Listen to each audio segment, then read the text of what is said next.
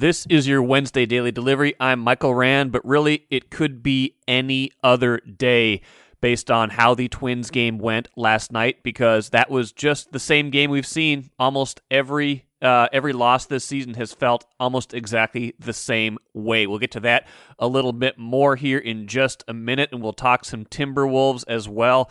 Got some a fun guest today, Jeff Munneke from the Timberwolves, telling some KG stories. Kevin Garnett going to be inducted into the Basketball Hall of Fame. Remember, he was part of the class of 2020, but the induction got pushed back a year because of COVID. He's finally getting his due, and I got Jeff Munneke on, longtime Timberwolves employee. He's been there since the start, been there more than 3 decades, has seen his share of ups and downs, a lot of downs, but the KG era definitely a big part of what's been good there, and he's got some good fun stories from his memories of Kevin Garnett.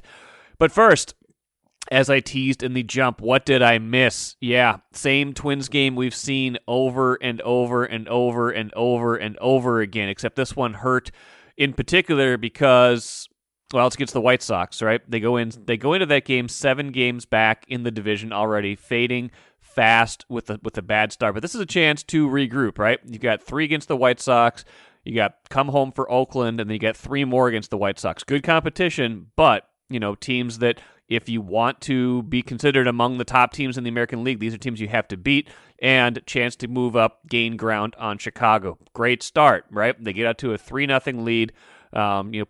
Piece together an inning in the second. So they're up 3-0. They got Kenta Maeda out there, your ace from last year, second in the Cy Young voting last year. He gives it right back in the bottom of the second, 3-run home run. So right there, you're just back to square one. So that's disappointing, right? Maeda, I don't want to let him off the hook because he's been disappointing this season. He knows it. It's not been like a complete disaster. He's given them, a chance to win, I guess, in a lot of his starts, but definitely not, ace material, not going 7 innings, not working deep into ball games with low run counts, not saying, okay, we're not going to lose tonight. I'm going to pitch us to the brink of victory. No, he gives it all right back. So that's a problem. That's happened before this season too, where, a Twins veteran, a Twins pitcher who you want more from just gives a lead right back. So that's a problem. 3-3, but he starts to sail. He starts to cruise in the 3rd inning, 4th inning, 5th inning. Gets through that pretty quickly. His pitch count had been high, but he got through 5. Still 3-3. 87 pitches thrown. He gets lifted. We shouldn't be surprised at this point. That's just kind of how this season has been managed. Organizational philosophy, Rocco Baldelli philosophy. They've been lifting pitchers generally, when they get into that high 80s zone, and I get it, right? They're trying to protect pitchers. They're still worried about the cumulative effect of not pitching all that much last season. But what's the statute of limitations on that? When do you let a guy who's cruising, who's only thrown 87 pitches, who's already loose, already has been throwing? When do you let him get at least a couple more outs, get through 6 innings, take some of the pressure off of a beleaguered bullpen? But anyway, I digress. We're not going to split. That's splitting hairs. 87 pitches, fine. He takes them out. You should be able to go to the bullpen at that point and expect some level of reasonable production. But again, these are the Twins. They go to the bullpen, nothing happens. They get Jorge Alcala is the first call out of the pen.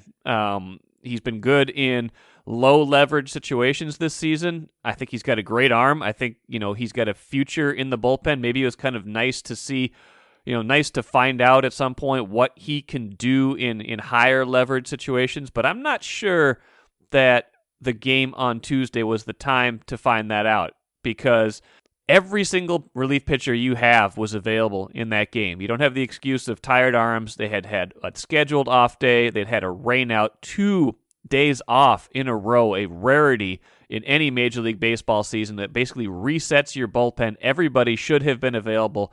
First pitcher out of the bullpen in the 6th inning is Alcala. I don't know about that. I just don't know. I don't know the wisdom of that. I don't know why I don't know why that's the first move. I just don't really get it. As good as his arm is, and he gives up a 2-run homer, predictably, right? We've talked through all of the foibles, of all of the criticisms we've had of how they've deployed the bullpen, but I thought my friend Tim had a good tweet. Says every button Rocco pushes this year is exactly the self-destruct button. Not saying he's blameless, but at some point someone has to actually pitch well, and I think that's fair. Like the decisions he's made look worse in hindsight because they haven't worked. If Alcala goes out and pitches a clean sixth, you're like, okay, yeah. Then now they found their sixth inning guy, their bridge guy. He's got better stuff. And instead, it doesn't work. And then they go Thielbar after that, and I guess Thielbar's been pretty good this year. Fine.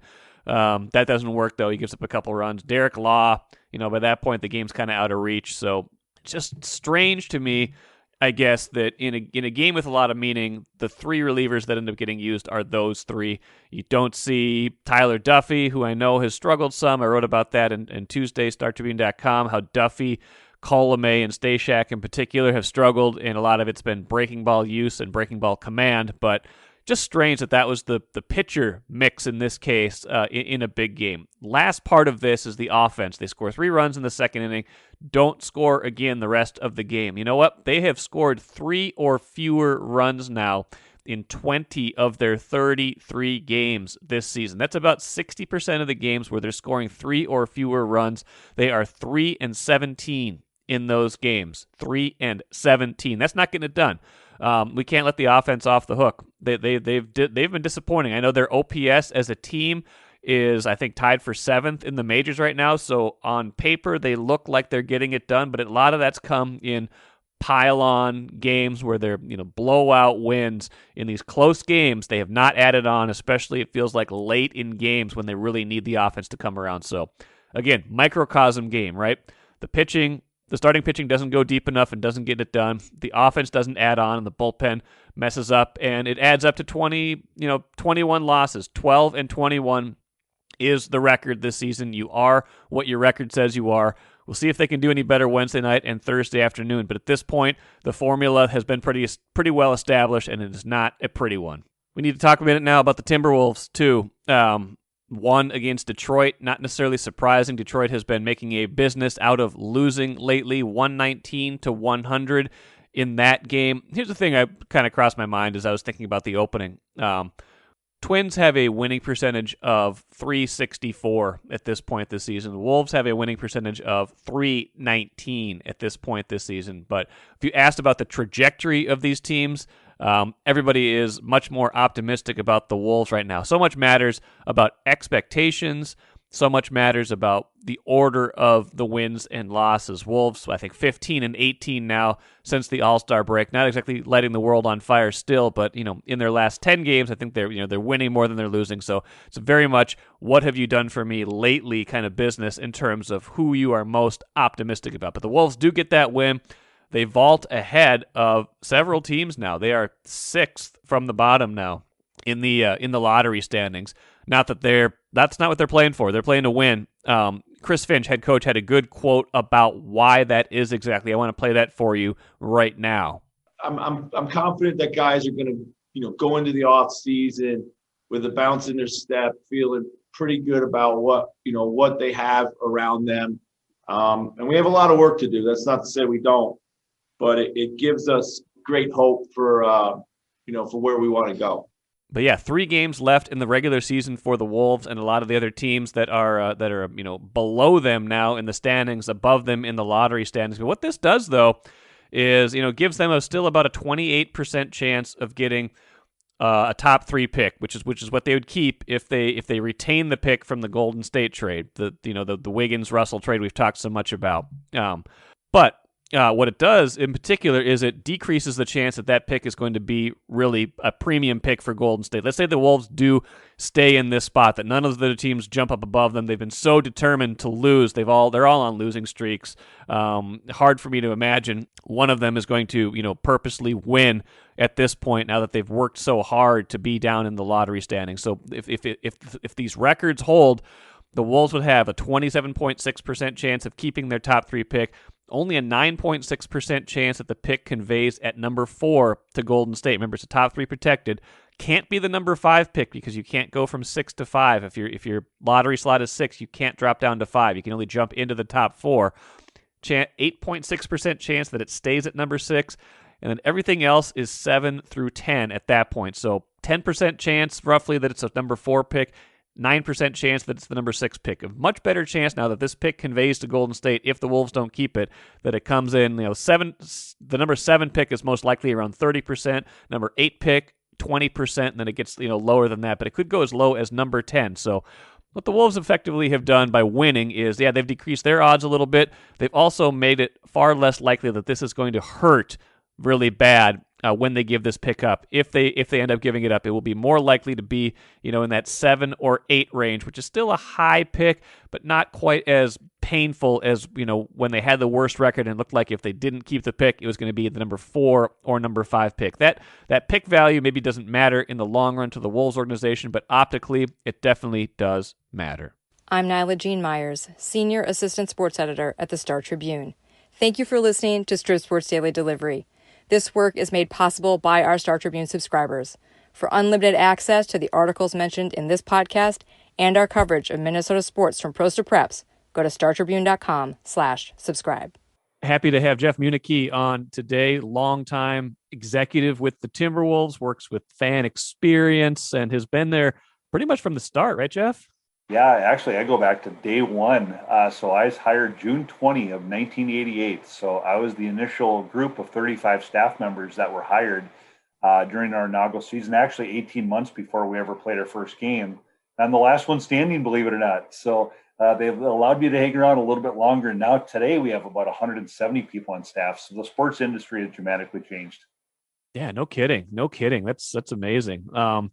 Well, being there from the start has its bumps in the road, but one of the probably the signature moment in this franchise's evolution, really, even as we think about it now, was the drafting of Kevin Garnett in 1995 and just what he meant to this organization. For so many years, 8 straight playoff appearances, getting to the Western Conference Finals in 2004. Kevin Garnett, part of a induction ceremony this weekend in the Basketball Hall of Fame. That's actually the class of 2020, but you remember last year's class, the induction postponed because of COVID. That's actually the ceremony happening this weekend. So I wanted to have Jeff on just remembering, kind of the what he remembers about the Kevin Garnett era and any particular stories, Jeff, you might have. We can start there. Like as you think about Kevin Garnett, and his evolution with the team, and even coming back a second time and the energy that brought, what springs to mind just immediately when I say Kevin Garnett Timberwolves? Yeah, number one, thanks for having me on, Michael. I'm really honored that you'd have me come on and talk about KG and obviously his influence on the organization, the city, and the community. I mean, it's just immense. So, you go back to even upon drafting him, the way the story goes is that there are rumors that a high school kid was going to go into the draft. And you got to remember, it's a long time from the last time of Bill Willoughby going from high school into the NBA draft, the Atlanta Hawks. And I think at the time, obviously we didn't have a ton of wins. And so the thought was, oh my goodness, we can't draft a high school kid, can we? So I think even Kevin McHale and Flip at the time were just like, boy, I don't know, we're going to have to go with a more established guy. And you're thinking Rasheed Wallace and Jerry Stackhouse and some of these guys. So some of our scouts had a chance to go watch Kevin play at Farragut. And they came back and were telling all the basketball operations guys, just saying, look, this kid is going to be unbelievable. We got to consider taking him. So I think with Kevin and Flip, the way the story goes, they're just like, no, I can't do it. I don't think that's right at this point. We got to advance our organization a little bit quicker. And then Kevin and Flip had a chance to go see him work out. And then I think it became basically a charade to convince all the other teams in the NBA that we're going to draft Rasheed Wallace so we can take Garnett number 5. And sure enough, that's what happened. Rasheed goes 4 to Portland. We get KG at 5. And the fortunes of our organization change almost immediately. You just saw the enthusiasm and the energy that Kevin brought immediately upon coming into camp. I mean, here's a 19-year-old kid or 18-year-old kid, and the enthusiasm and the passion, the excitement he brought, I think was probably pretty alarming to some of our existing players. And just the intensity that it brought in just as a young kid was just crazy. And so it changed our fortunes forever. And he he comes in and you're in charge, obviously, of, I can't remember what your role or your specific title would have been at the time, but I mean, you've been mostly engaged on the fan experience side. When you have someone like that, suddenly when you've been through so many losing seasons, hasn't been a ton to get excited about, franchise wise, except for, hey, we have a team now. What does that do for the fan base? What does that do for your ability to go out and say, hey, look, you're gonna want to come see this guy? Yeah, I think probably a lot of our fans at the time, this is a long time ago. This is back in the mid '90s now, and so probably a lot of fans were just saying, "Boy, a high school kid, I don't know, just hopefully it works," and it certainly did. And I think what KG brought to our fans was it became personal for our fans. So the passion for the game and how contagious he was with the fans, and related to him. If you remember back in the day, he would find a way to include everybody in the arena. So he's fit, he's pounding on his chest. He's pointing at different corners of the arena. Whether you sat in courtside or whether you sat in section 104, row Q, or 217, row P, he was pointing at you somewhere. And I think every single fan just said, he just looked at me. He just pointed at me. So they'd be pointing back. They'd fist bump each other in the stands. And so I think what he brought is just personal passion. And I think for the fans growing up with that, I just think about all the funny stuff, right, and all the things that he brought to our organization, where suddenly you saw young kids wearing the wristbands with his number on them. The rubber wristband, he used to just get, had just a plain rubber wristband long before it became vogue to get the printed on wristbands. He just had a rubber wristband, and supposedly the way he'd do things, if he felt he's messing up, he'd snap the rubber band on his wrist and kind of snap him back into what he needed to do. So me as some young 30, 40-year-old guy, I started wearing the rubber band on my wrist. I thought it was cool. So, and then pretty soon all our fans are wearing them. Season ticket members are wearing them. So we started, actually making rubber bands. And in fact, his wife at the time, Brandy, started a company that had some of the slogans that KG had on. And so we started using those as premium items to give to the fans as well. But then if you remember the finger splint, nobody wore a finger splint at the time. Every once in a while, that finger splint would fly off his hand and fly in the crowd. And so that was like gold bullion for any fan that would happen to catch that finger splint. And I remember kids kind of dummying up little popsicle sticks and Band-Aids and stuff to make a KG's finger splint. It was so cool. And our equipment manager, Clayton, at the time, I don't think he could hardly keep them in stock. They're always going through them so quick. But that was pretty cool. And just all the things he brought to the fans, they wanted to be included. I remember one thing I remember about him that was really it made me laugh or smile every time, but it was also kind of alarming, was sometimes when he would miss a free throw, he would pound the basketball on his head. Was that organizationally, did someone have to tell him, KG, stop doing that because you could really hurt yourself? Yeah, I'm sure some of the Wiley vets, Terry Porter, Sam Mitchell, some of the guys would just say, hey, Kevin, cool it. There was just, there's no throttle that he's going to turn off. He was that way in practice, in the shooting game, running sprints. There's just no throttling that back, and that's what made him special. So, the other thing that I've been thinking about this since we decided we're going to chat it a little bit here this morning was he made being a Timberwolves fan cool. And so you think of the divergence of the musical influence in town. You think about First Avenue and Prince and Jimmy Jam and Terry Lewis and all the recording stars coming to town. Suddenly there's that convergence of music and basketball. And KG really made being a Timberwolves fan cool, whether it's the baggy shorts, the wristbands, the finger splints that I talked about, but also the musical portion to it as well. Suddenly we have sitting courtside Janet Jackson. Suddenly we have Aerosmith sitting courtside. Suddenly we have movie stars and different people coming to games just say, hey, I want to check out this kid. I want to check out this organization. In fact, I went to a Janet Jackson concert thinking it might be 1997, 98. I might get my years mixed up a little bit, but I'll never forget it. So Janet Jackson sees KG in the crowd and she brings him up on stage and the place went nuts. It was so cool. So that was the influence he had, not just on the basketball court, but in the community. Now, he, obviously team starts winning more when he's there, but they haven't, can't break through in the Western Conference. Familiar refrain, some good teams, but not winning playoff series until, you get Sprewell, you get Sam Cassell in that 03-04 season, get to the Western Conference finals, which you and I have talked about. Western Conference semifinal series against the Kings was, still Wolves fans talk about that. Unfortunately, there's not a ton for this franchise to hang their hat on playoff wise, but that was a moment. What do you remember from that time, especially Game 7 at Target Center that year? Yeah, that was so cool. And you think about just the tiers. We get KG, we get Marbury, we trade for Googs, and so you see that Kevin McHale and Flip put together a team that we thought was going to compete and win titles. So we make it the playoffs. We get beat by Houston, but Charles Barkley says, keep these guys together. You're going to be, incredible. You're going to be Stockton and Malone of the West for years.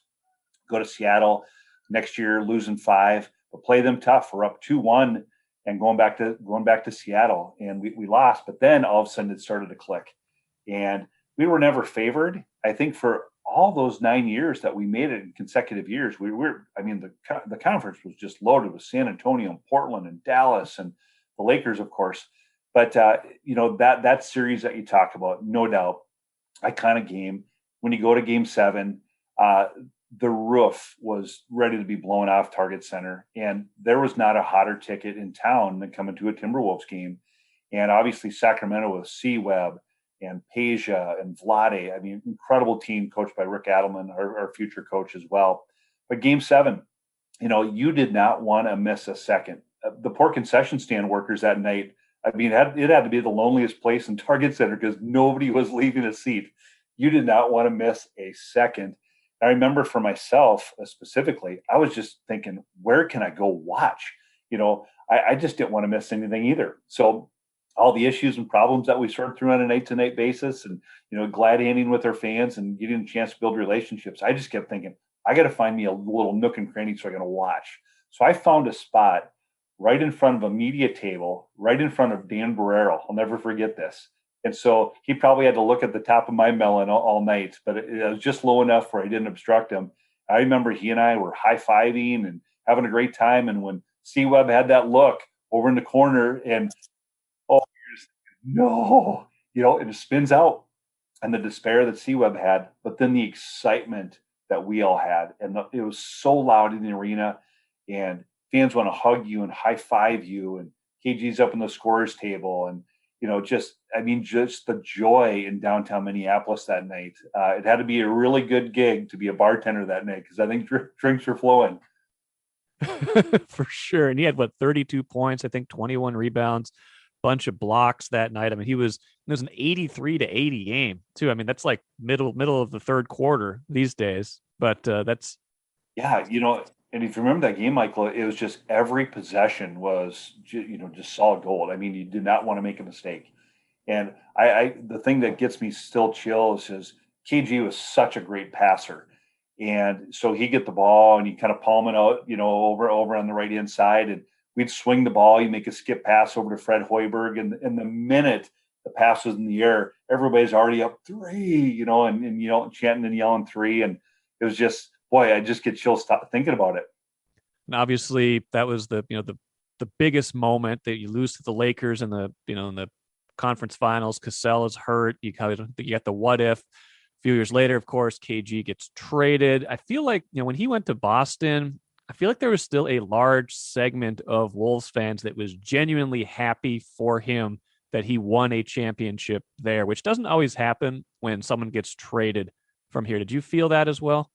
Yeah, 100%. And I think just because all the reasons that we talked about before, it was personal. It was personal for our fans, and it was a personal relationship with him, and he made you be included in that. So, I think as disappointed as our fans were that he was no longer, winning games here and part of our organization, I think they're really happy for him that he got his title. And still to this day, we still see a lot of KG jerseys coming through the gates every night.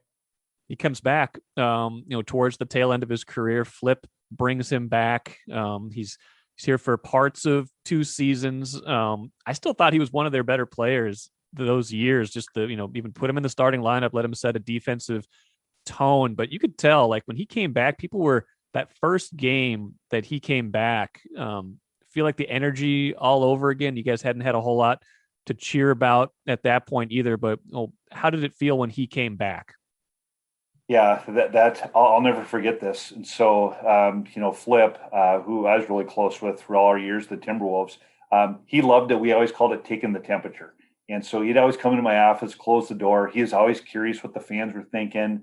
And so he always had that in mind, in the back of his mind. If I make this move or I make a decision, what do the fans think? And I always love to hear his different stories and the different things that he's thinking about. And so I'll never forget it. He came into my office one day, closed the door. He goes, "What do you think about getting KG back?" I said, "Flip, come on. No way." He goes, "No." He says, "It's going to happen." He said, "And here's how it's going to work." I couldn't believe it. He goes, "You can't tell a soul." I think he told a couple other people, but I was pretty good. I kept it zipped for a couple of days, and then we announced that it was going to happen. And so, of course, the organization is giddy. The staff is giddy. We're bringing back the most iconic figure in our history and maybe Minneapolis history as well, along with Kirby Puckett. And so it was so fun when we had that press conference, and I'm sure you're there on the Skyway level of Target Center, and he came walking up, and Sid Hartman is down bowing to him in front of the podium. And then we got a chance to just interact with him a little bit when he came through the office. So I was sitting in my office, and he poked his head. He goes, "I heard you're still here." So that was his way of acknowledging that, hey, we had a little something, so that was cool. Got a chance to talk with him a couple minutes. But that first game when we actually got to announce him in the starting intros, and obviously had the video tribute and the just the energy level. I don't know if I've ever heard the building this loud up after Game 7 of Sacramento, when he got introduced again. And just for him to play well right off the bat and start mentoring Carl Towns and Andrew Wiggins and Zach Ledeen, is unbelievable as a leader. And then also one of my favorite moments in Timberwolves history too is that John Sweeney, Jiggly Boy, we reenacted Jiggly Boy. And, we rolled him out during one of the intros, or during one of the quarter breaks, I should say. And KG noticed it, and literally he's pointing to him and he's laughing, and that just solidified, I think, the relationship back with the fans again. Awesome. Any final KG stories? Jeff Munneke, thank you for coming on Daily Delivery. Anything else that stands out to you as he gets prepared to get his due in with the induction this weekend? Yeah, obviously we're just so proud and so excited for him, and well deserved, and just could not be more excited that he did make the Hall, and we got a chance to experience the KG experience for many, many years, and could not be more excited for him and his family. And, it's just all the different things he did for the organization, whether it's, goofy promotions or goofy premium items. You think about, the Fun Police video that he did, and that he insisted on bringing teammates along. He would not do the Craig Kilborn show without Sam and Spree being allowed to come along. The SI cover, he insisted on Sam and Spree being on the SI cover. One kind of funny story too is we came up with this idea. Is the first year he and Stephon Marbury decided they're going to shave their head. And so we said, well, okay, so if they're shaving their head, well, let's maybe see if we can do a promotion over in City Center, and any fans that shave their head, we'll give them 2 tickets to a game. Well, because I was involved in the process, KG finds this out. So I'm over there on the side, and I'm watching this whole thing go down. And he comes over, he goes, "Hey, I heard this is your idea." I said, "Oh, I was involved." He goes, "You're shaving your head then." I said, "Oh, that's great. I'm good." He goes, No. Right now, we're doing this. So KG actually took the razor to my head, and he actually picked my head. So I was completely bald, thanks to KG. So I tried to grow out a Fu Manchu, but it ended up being like a Larry Bird mustache. It was really, really bad look. And so my hair is growing back a little bit.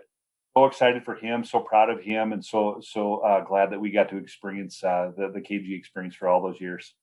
Absolutely. Jeff Munneke, great stuff, great stories. Appreciate you joining Daily Delivery today. And good luck down the road as you guys hopefully find the next KG. All right. Yeah, it's coming along. We're starting to win some games. That's good. Looking forward to finishing off the season and starting the Link season. And I'm sure I'll see you down at Target Center, Michael. Thanks for having me on. Absolutely, Jeff. Take care. Let's end with the cooler quick. Brett Favre apparently owes the state of Mississippi $600,000 that he needs to repay for speaking engagements that he never showed up at. This was part of an audit that was done a couple of years back, and now he's given back some of the money, but he hasn't repaid $600,000. And if Brett's having money problems, here's my suggestion. Vikings have Kirk Cousins firmly entrenched as the starter this season, but Kellen Mond, kind of an inexperienced backup. If Brett needs the money, maybe the old gunslinger should call up the Vikings and see if he could give it one more go. I can't even say that with a straight face, but Brett, pay back the money that you owe. That it's only right with all you've made in your NFL career. That'll do it for today. Thanks for joining me here on Daily Delivery. Good show coming up on Thursday. We'll do a lot of Lynx talk. Their season starts on Friday. We'll take a spin through a Kirk Cousins story that caught my eye the other day about him being a dark horse MVP candidate, and maybe we'll talk about NFL schedule a little bit as well. Thanks for listening today. We'll see you again on Thursday. I'm Michael Rand.